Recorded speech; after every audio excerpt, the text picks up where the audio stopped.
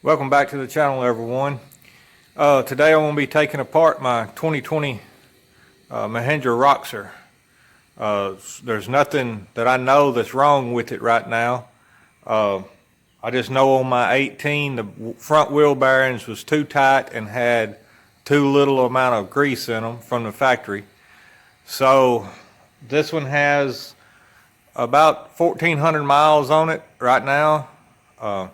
It's about when I started having trouble with my 2018, about 12 to 1,300 miles. So I'm going to tear it apart, and I'm going to show y'all a little spacer that's in between the inner and outer wheel bearings. It's supposed to be to where you can tighten the nuts up as tight as possible and your wheel bearings be all right, but it was not enough shims in my 2018, and that's what actually got my wheel bearings on it, is them being over tightened.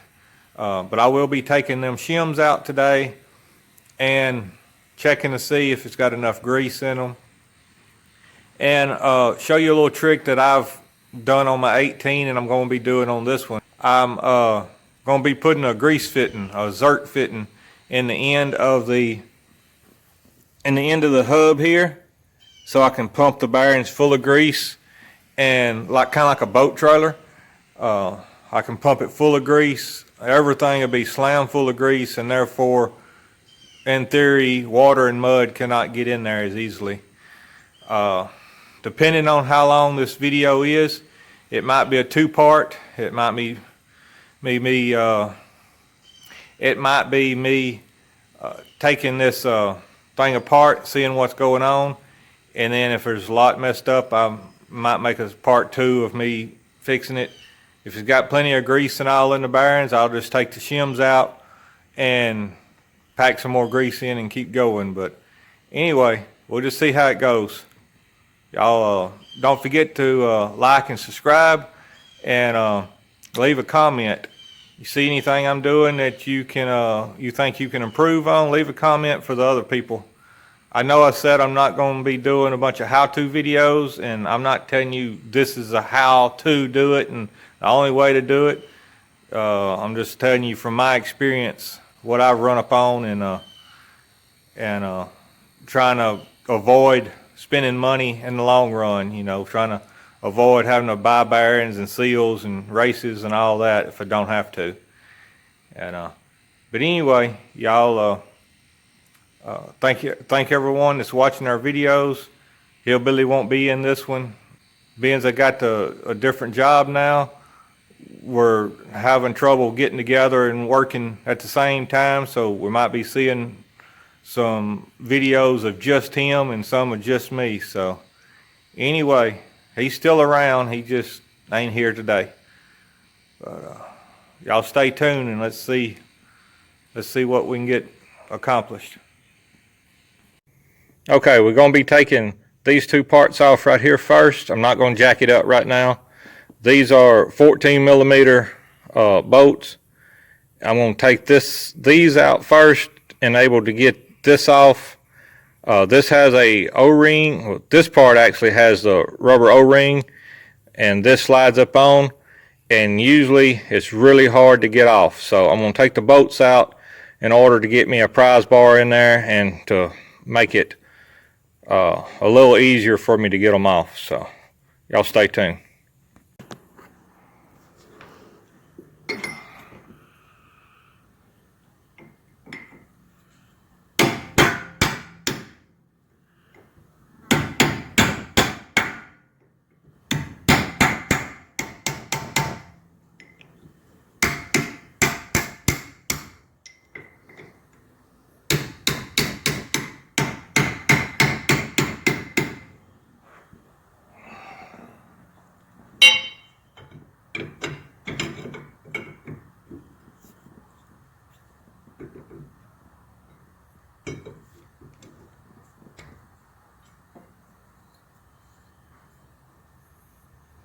I don't know if y'all can see it, but there is a rubber O-ring right here. When you go to put all this back together, if you'll put a little grease on it, it makes this cap slide off better. Alright, they make a special pair of pliers for this, snap ring pliers. And yes, it's nice to have some. I have some, just not with me today. If you'll take a pick and pull that out of the latch, out of that little groove, it's kind of hard to do with one hand. Well, let me see. Got this little screwdriver. There you go. You see there? Just don't do it in such a way that you twist your snap ring. Dadgummit. I'm gonna have to have both hands. I can't even film and do this. Let's try this. Come on, focus. Alright. You get under it. You really, if you don't have the pliers,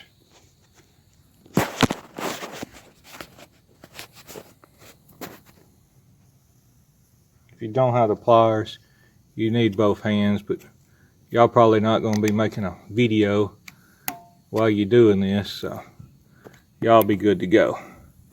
Anyway, you just don't want to do it too much at a time and warp your snap ring, because you will be putting this back on. Alright, like I said, these bolts that are in here are 14 millimeter.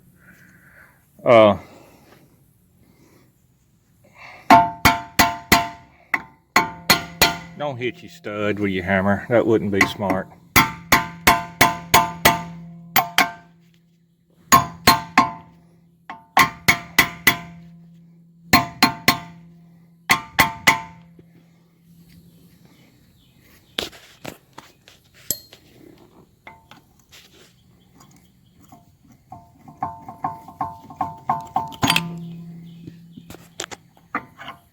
That's how you get it off. And from the looks of it, there's not nearly enough grease in these bearings. Hold on, let me get it taken off, and we'll see. Okay, while I can't hold the light, hold the camera, hold the hammer and all the punch and all at the same time, I was going to show y'all. You take this outer nut off first. I've already gotten it loose. I don't have the socket. I just use a punch or a chisel, a blunt chisel, not one that's going to cut your nut. Anyway, you take the nut off, then you get this locking ring off. Before you try to get your nut off, you straighten out it had two of them bent down over the nut. You straighten out the little locking ears so you can get the nut loose. And then you'll be taking this off. But while I was getting the light now to show y'all that, I happened to look up and under here and I thought, man, these bolts look loose. Do y'all see that?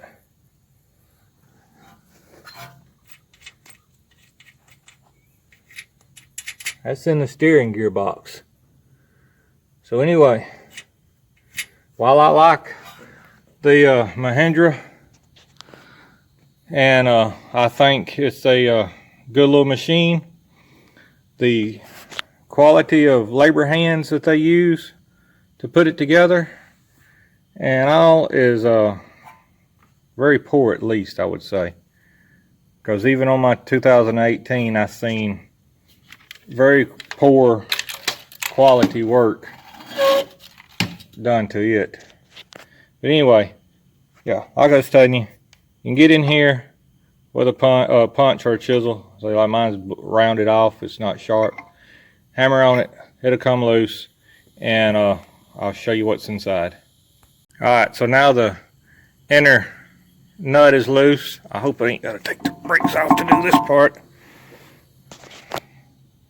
Shouldn't have to.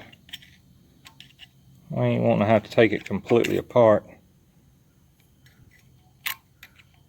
But if you're gonna have to take the whole hub off, you got to pull the brakes loose, but I'm hoping not to have to do that. I'm seeing a little grease here.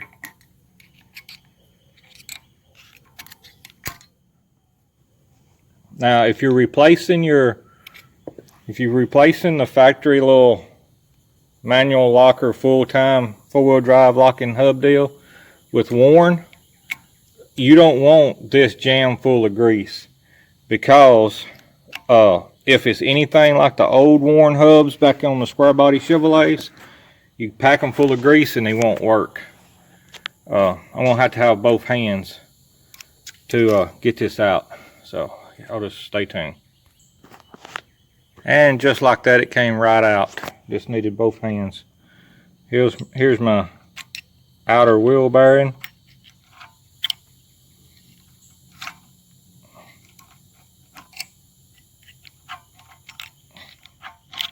Trying to do it without dropping it on the ground.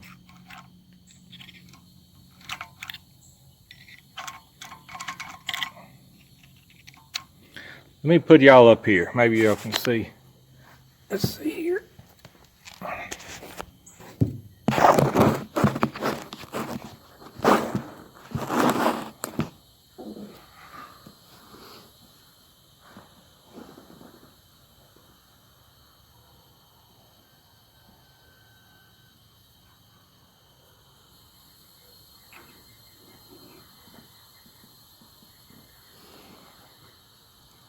They've got grease on them,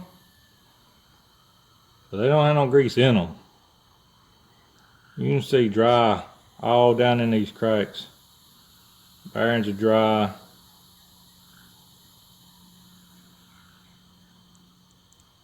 The only place this thing's been is around here on the place feeding cows.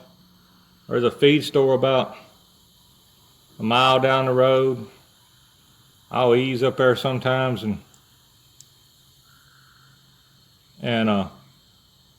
go get a sack of feed for my dogs or for the cows. Yeah, these bearings have done wore down where they're nearly flush with the race from lack of grease. Oh crud. This is the driver's side.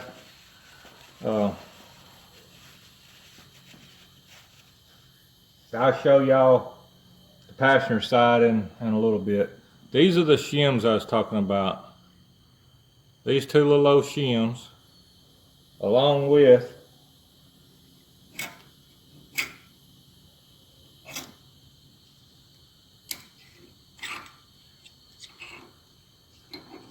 this shim here. Let's see, it goes like this. Alright. This is supposed to, yeah, there's some more on here, it looks like. Yeah, there's another one. It don't matter that I dropped it in the dirt because I'm not going to reuse it. Alright, so the way this is supposed to work is you have a inner wheel bearing here. You have these shims. You have this. You push this up against here. Your nuts, your flat washers here, your nut locking washer and locking nuts there. You tighten your nuts, your inner nut up, this nut, as tight as you, I guess, want to, and it's not supposed to let this bearing go into your race too deep, and it pushes on the other bearing, and all that's supposed to work together. I'm throwing all these shims and junk away. And whenever I put it back, I'll tighten it up the way I was taught to do, to where it's snug. The wheel doesn't wobble, the bearing doesn't drag, and all that. What I'm gonna do is I'm going to do a little experiment. This here's the driver's side. I'm just going to wipe off this dirt that I got on it here right now. Put a little grease on the outside of it. I'm going to put my grease fitting in, because these bearings are already hurt. They're not burnt, but they're hurt. I'm going to put these bearings back in, drill my grease fitting, drill my hole, put my grease fitting in, and pack them full of grease that away. See how long they last. On the other side, if they're as dry as these, I will pack them full of bearing grease, then drill a hole, pack that full of grease, and see how long that lasts. See if one lasts any longer than the other. I like doing little experiments like that, just to kind of see what happens. But anyway. Alright, and for any of you that don't know how a locking hub works or how all this works, you have your hub, it just spins, just like on a two-wheel drive pickup, okay? You got your spindle in here, you got your hub, just like on a two-wheel drive pickup. Front end can't pull. But you got your axle coming from your differential on a four-wheel drive vehicle. This works like a locking hub. It's like a full-time hub. Everything's harder with one hand. Dang mosquitoes. Alright, so imagine this being a worn hub or something right now in the two-wheel drive or the disengaged position, right? So your hub sits there, the guts inside your hub, not your actual outside of your hub, because it is going to be bolted here. But the guts that you can't see inside your worn hub would be sitting there like this is right now, not moving. And when you lock your hub in, when you take and twist the deal, that's the same thing as putting these bolts in. You're locking the axle to the hub. So when you lock your hub in, your worn hub or whatever brand you have, it's the same thing as putting these bolts in, right? So now when you turn, all turns together and it turns your front end. Your axle and all is pulling now. Just in case you didn't really understand how all that worked. This is bolted to this. These splines go into these splines. It all makes it one unit. It all makes it work together to pull in whichever direction you have it in gear, forward or reverse. Okay, once you get that back on, don't forget to put on your snap ring. I don't know if you can see it or not, but you can't see the groove where it goes in right now. It's no big deal. Once again, get your little screwdriver or punch. You can even go and reach back here and push on your U-joint now and pull it towards the outside. But anyway, there's a little groove it goes in. Get it started, kind of like putting rings on a piston when you don't have the snap ring pliers. Let me put y'all up above me again.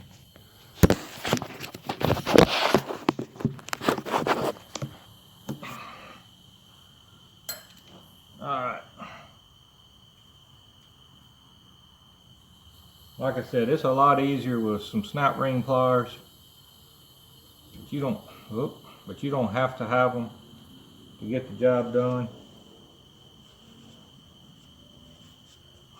Most anything I put in my videos, if that's even remotely a how-to type deal, it's going to be how a person with very little tools can do it. Because if you have access to $1,000, $2,000, $3,000 worth of snap-on tools, you probably don't need to be watching a how-to video. You probably already got it figured out.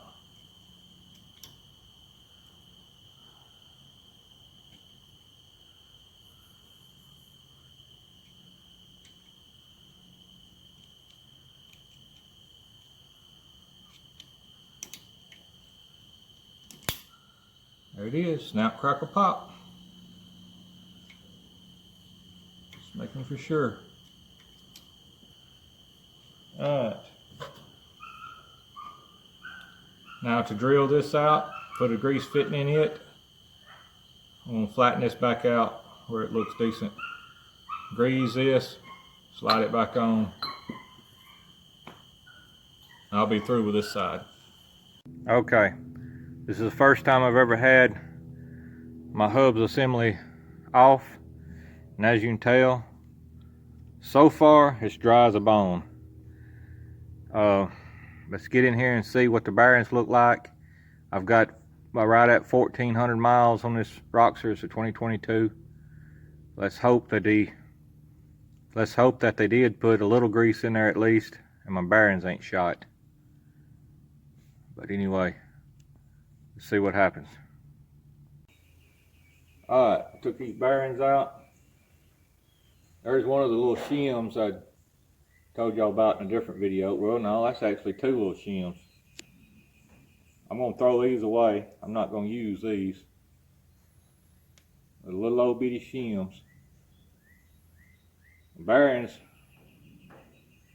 I mean, they got dry spots on them. To me, that's too dry. Which I ain't drove on the highway much, but I bet you if you drove this thing down the highway 40 to 50 miles, it'd get hot, mess it up. Alright, let's see here. Pop this loose.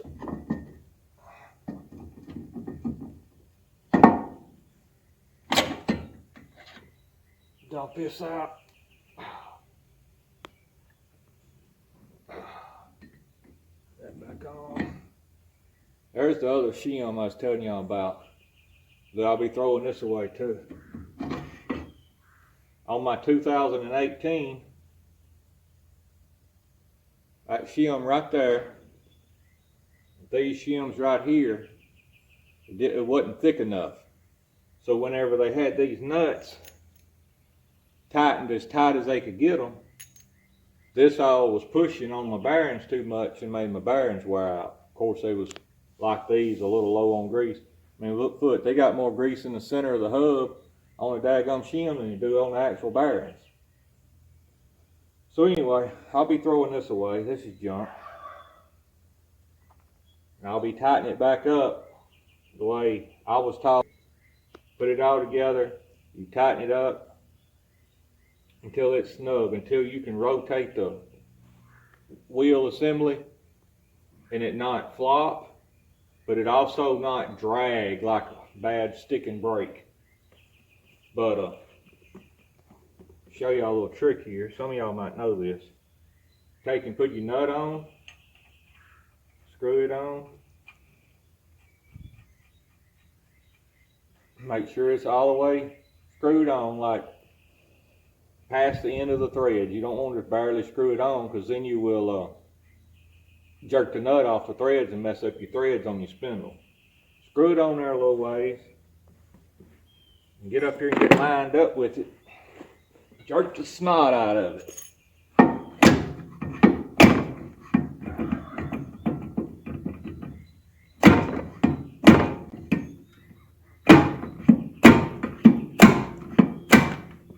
Alright, you get the seal out when you pull the bearing out.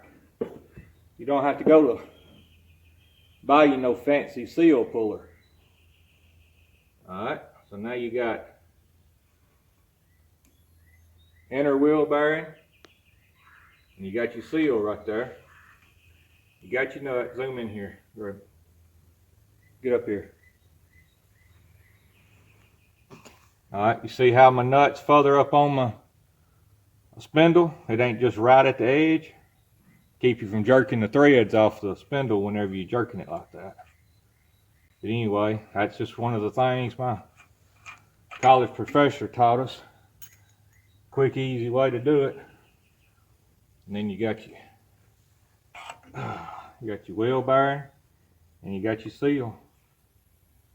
And there you go. Alright, while I got the bearings and all apart, I'm going to show y'all how to pull your axle and all out. That way, if you break an axle, break a U-joint or something, this is kind of the how-to, I guess you could say. Some of you will want to be putting Warren hubs or mile markers on there. You can get your Warrens from Diesel Freaks. Wade up there can hook you up with that. Mile marker, I'm not sure about that. I know I'd way rather spend the money and get the Warrens than I had mile marker. Yeah, they about 2 or 3 times higher, but you buy them once and you're done. You ain't got to replace them. But anyway, it's 14 millimeter. These heads of these bolts are. We're going to zip these off right quick, and I'll show you how to take the rest of it off.